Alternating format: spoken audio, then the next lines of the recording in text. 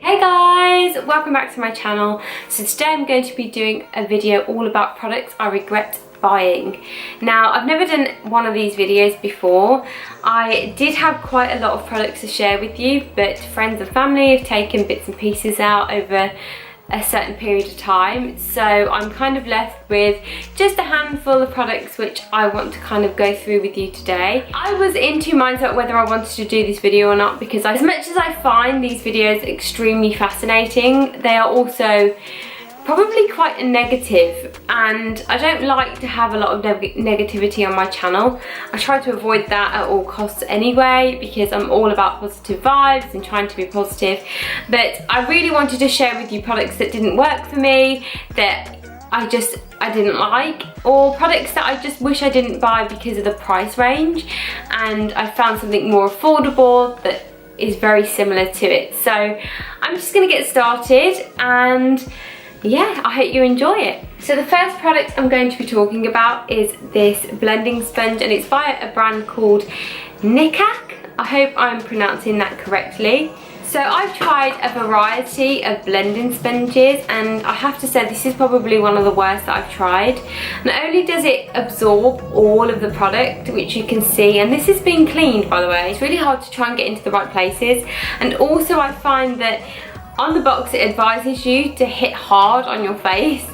For me, I don't want to hit hard on my face. I don't want to have to really dab in my foundation to the point where my face is sore afterwards. I just don't like the idea, and to be honest, I'm just not feeling this sponge at all, so I would not advise it. One thing I do like about it is the shape, because I find that it's really easy to hold. But I think that is the only good thing about this sponge, unfortunately. The next product you guys know I am not a fan of, and that is the Maybelline New York Dream Blender. So I did a separate video actually doing the first impressions on this, and honestly it is also one of the worst blending sponges I've ever tried. When I actually re-looked at it today, I thought it looked like the KKW. Have you seen the cream contour? I'm sure you've seen it, there's so many videos about it. There's like a little applicator that I believe goes with it to help blend, and it reminds me of the sponge on the end of that. And there's usually on the KKW one, there's like a brush on this end, but it reminds me of that. But anyway, that's completely off the point. I really don't like it. One, it absorbed all the product, so it didn't really leave much on my face. I found it really hard to blend with, and the sponge itself is really hard to kind of work with. The idea, obviously, with the handle is really good. The sponge just isn't great, and I'm just not a fan. Next is the Dermacol makeup cover, which I also did a separate video on. I will link that above. I had the shade 218. I tried this to cover up my tattoo. When I tried it, one, it really didn't do what it said on the tin, and two, I found it quite itchy, and it's more like a burning sensation, so I don't know whether I'm allergic to the product or any chemicals that are in it. I just wasn't a fan. I didn't find it very good at all. I found it really quite cakey, and it just wasn't a good product for me. I know a lot of people are raving about this, but it didn't work for me, so yep, there's that. The next product I want to mention is this Lottie London Selfie Ready Medium Coverage Foundation, which looks like that. I had the shade Amber Honey. For me, I love the foundation stick that they have created, but this product for me just didn't work. I found it really difficult to blend in. It just didn't suit my skin tone at all. It was the wrong shade, even though it's the same shade as the foundation stick that I have, which is quite odd. Didn't like the texture, and I just didn't like how it felt on my face. It is probably medium coverage, it just didn't work for me. So there's that. And now I've got a concealer that I wanted to share, and this is the 17 Stay Time Up to 18 Hours Concealer, and I just am not a fan of this. So I think for one, it's probably not the right shade for me. It's the shade medium, but it looks really light and quite pinky. There's like quite a pink undertone to it. I just didn't like how it layered onto my skin. I felt like if I had foundation underneath, it just didn't work well at all. I haven't used this very much. I've tried to go back to it to see if I like it. I just don't like the way it kind of works into my skin. It doesn't smooth my skin out, which I feel a concealer should do. It kind of gets into all of the lines and it just doesn't work very well. I'm just not a huge fan. It does sound here that it's meant to be full coverage, and I don't believe that it is. It's not full coverage to me, and it just doesn't blend out very well. So there's that. So the next product, some of you may be quite surprised by this because I absolutely love this brand. It's the Nude Spectrum Blush Palette by Zoeva, and it looks like that. And this is what it looks like inside. So you get 4 blushes in here. For me, these are very much like bronzers. They're just really quite, obviously, browny shades, and they're just really warm tone, but not pinky. See, I really like pink blushes. I don't like blushes that will just blend into your skin, and I don't like blushes that look like bronzers, because for me, I like to keep them separate. I fell in love with this on the website, and I thought it looked a lot better than what it does when I received it. It is really nice idea as a bronzing palette, but as a bronzer for me this would be too light, so I just can't win really with this palette. So what I'm going to do instead is, if none of my friends want it or my family, I'll probably just use them as eyeshadows, because I do think they would be really nice as like eyeshadow bases. They're really smooth and really quite powdery, but I think they would work well as bases, so I may use them for that. I just feel like it's a huge waste. It cost me £14 or £17 or something like that. I'll have to figure out what the price is, but it just didn't work for me, unfortunately. So this is the Beauty Bakery Ice Cream to Go in the shade Pancake, and it looks like this. So it's a really little jar of eyeshadow cream, and it's a really nice colour. It's like a really nice nudie shade, which I like to use as my base, which I don't know whether you can see on top of those blushes that I put on. It is really nice, it's really creamy. It cost me $14.99 for this.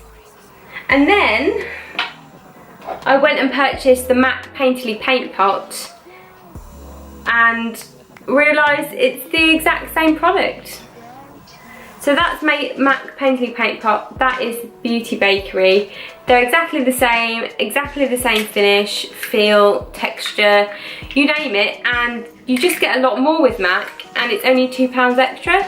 So for me, this is, you know, it's a no-brainer really. I'd rather get more for my money. So that's the reason I put the Beauty Bakery Ice Cream to Go in this kind of collection of products I regret. The next product I wanted to talk about is this Lottie London Shadow Swatch it's called The Rust. This is the eyeshadow palette. This is what it looks like. I have done a review on this. I created a full face using the Lottie London makeup products. Get rid of that. And I absolutely love these shades. I think they're so gorgeous. And even when you swatch them, take a few so you can see. They swatch really well. Apart from that one, that's really patchy.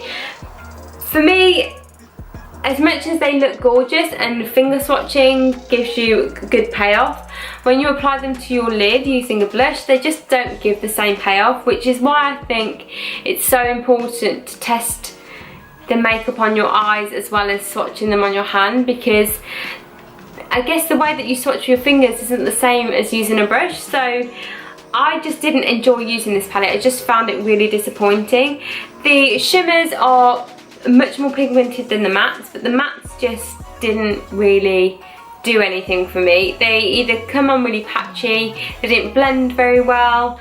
I really wasn't a fan at all. So this one will be getting given to someone like Gary's niece who wants to play around with a bit of makeup. It just doesn't work for me, unfortunately, and it's a shame because it's absolutely gorgeous and it cost me £12.99, so I suppose you get what you paid for in this sense. The next product is going to be a little bit of a surprise, I think, for many people, but the reason I put this in here is because I regret buying it due to the fact that it cost me a shit ton of money and I found a better alternative, or maybe not better, a more affordable alternative, and that's the Lorac Pro palette.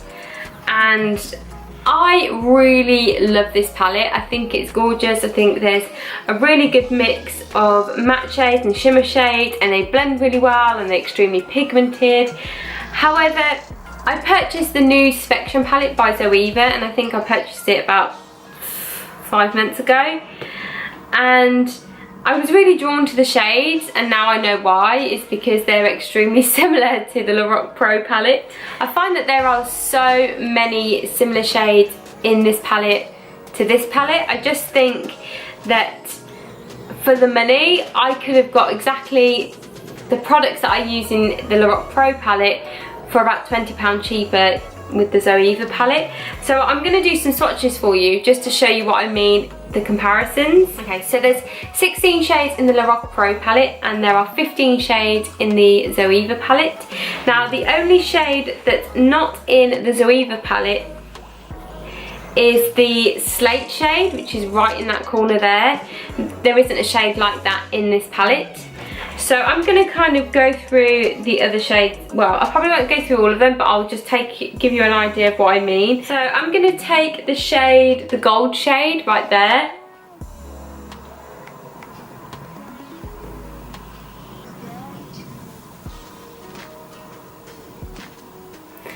So there it is. And then I'm going to take the gold shade from the Zoeva palette.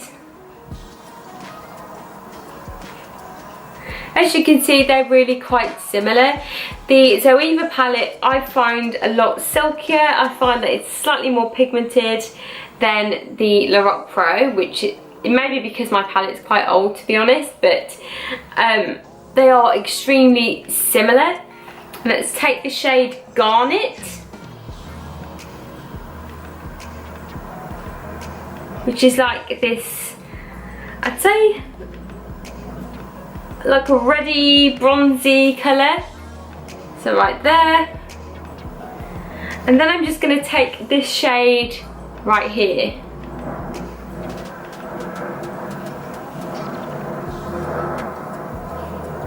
As you can see, they're really quite similar. And the payoff is just, it's so good. So what I'm going to do is I'm going to take one of the matte shades now as well, because those are both shimmer. So I'm going to take Sable.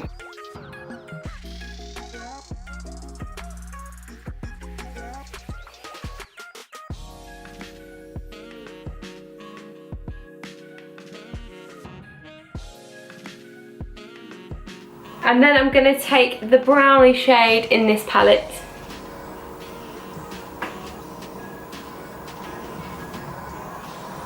And as you can see, they're again very, very similar. So that's the Zoeva colour and that's Sable. So they're pretty much the same shades. So I just find that this is much more affordable than the Lorac Pro, which is why I regret buying this now, because I spent £40 or whatever it was, I can't even remember, that I spent on this, and that's not including the shipping that I've paid. So for me, it's kind of like I regret buying this because I spent so much money and I found a much more affordable alternative that gives me such gorgeous shades. So there's that. Now I want to talk about the L'Oreal Infallible Blush Paint, and this is in the shade Pinkability or Pinkabilly, and this is like a cream blush. This is so vibrant and I just don't like it at all, and I think I looked at it and I thought that's going to be such a nice corally colour. Maybe the lid kind of made me feel like it'd be a bit lighter, but when it's on, I mean, trying to blend that into your cheeks, I would look like I'm trying to blend it, and I'm really putting some force on that, and it just doesn't blend out very well. It just leaves like these big pots of colour on your cheeks, and I think it's great if you want to use it for like fancy dress, or even as lipstick. I probably would use this as a lipstick. I just don't think as a blush it works for me. It's just too pink, and I love pink blushes, but I like to have rosy cheeks, not like, you know, clown cheeks. Next up is this New Look Bronze Baked Face Powder, and this is in the shade Golden Glow, which looks like that. For me, it says it's like a bronzed, and it just really, there's no bronzed about that. That is just so white and like shimmery.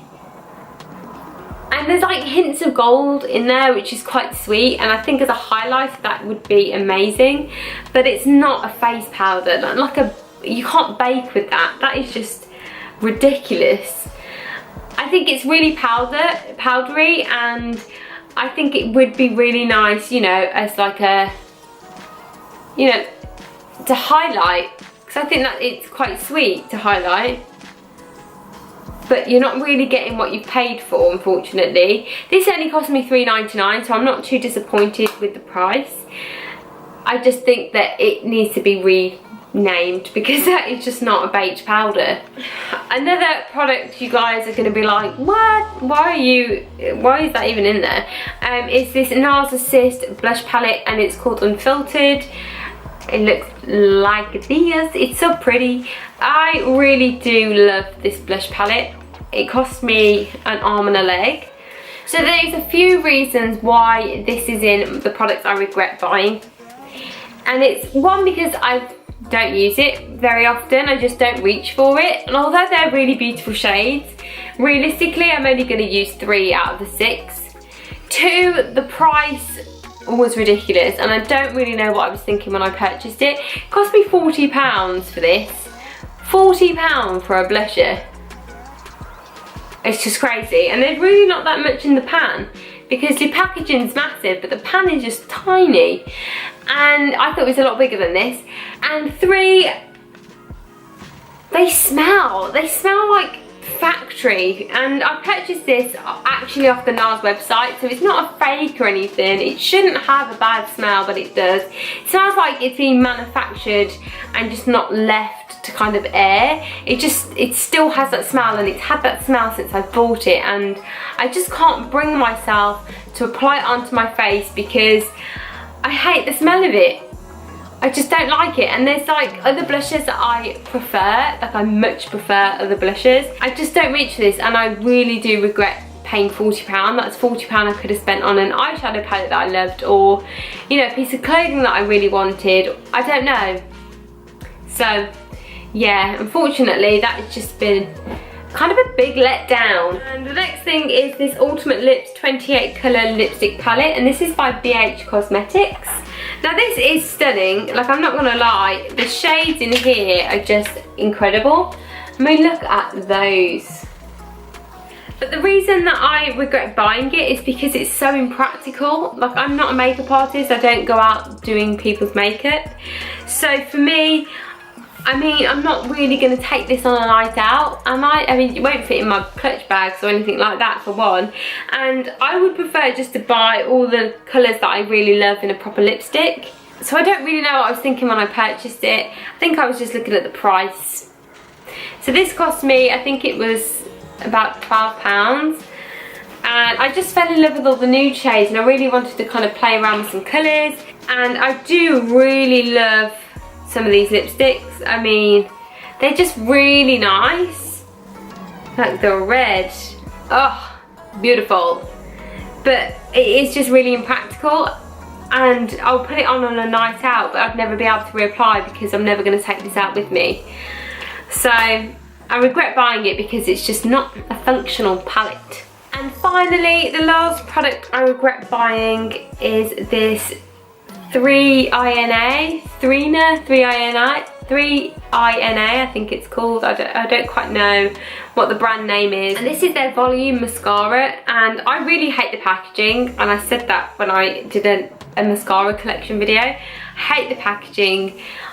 I'm sure the mascara is probably really good, but that brush is so big, you just can't comb through your lashes. It just kind of clumps on, and then when you try and brush up, obviously it's that big, it just goes everywhere. So if you've got eyeshadow on, you'll get all bits all in your eyeshadow, and it's just a pain in the arse.